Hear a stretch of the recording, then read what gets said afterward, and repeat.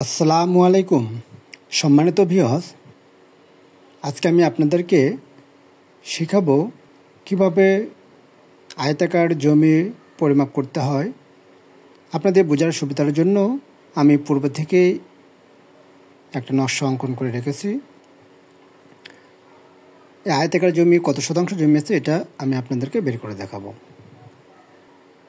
আয়তাকার জমির একটি বাহুর দৈর্ঘ্য পেয়েছি 140 ফিট এবং 144 ফিট, প্রস্থ পেয়েছি 86 ফিট এবং 90 ফিট।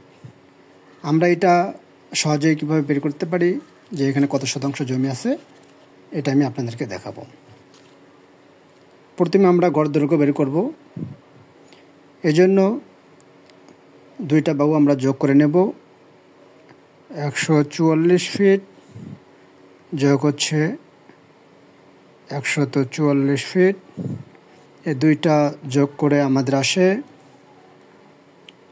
284 ফিট। যেহেতু এখানে আমাদের দুইটা বাহু আছে, আমরা এই জন্য 2 দিয়ে ভাগ দেব। সেক্ষেত্রে আমাদের আসে 142 ফিট। আমরা এটা দৈর্ঘ্য পেলাম। এখন প্রস্থ বের করব একইভাবে। 86 ফিট যোগ দেব 90 ফিট।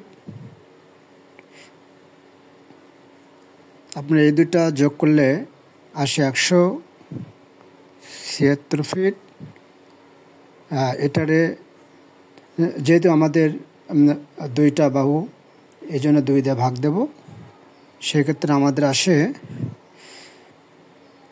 আপনার 88 ফিট। আমরা অনেকেই জানি যে আয়তাকার সূত্র হচ্ছে দৈর্ঘ্য গুণ প্রস্থ, এই জন্য আমরা এই দুইটা বাহুকে গুণ দেব। সেক্ষেত্রে আমাদের ক্ষেত্রফল আসবে। তাহলে 142 ফিট গুণন 88 ফিট। এখন আমরা শতাংশ বের করার জন্য 435.60 ভাগ দেব। যেহেতু আমরা জানি 100 সমান 435.60। এখন আমাদের এখানে আসে, আচ্ছা আমরা এই দুইটা গুণ করলে আপনার আসে 12,496। এটা ভাগ দেব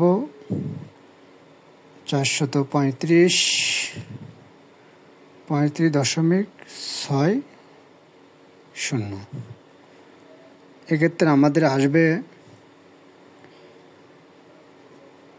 28.68 শতক। এখন আমরা যদি এটাকে কাঠায় কনভার্ট করি যে এখানে কত কাঠা জমি আছে, সেক্ষেত্রে আপনারা ক্ষেত্রফলকে 720 দ্বারা ভাগ দেবেন। 12,496 ভাগ দেবেন 720। সেক্ষেত্রে আপনার আসে 17.35 কাঠা।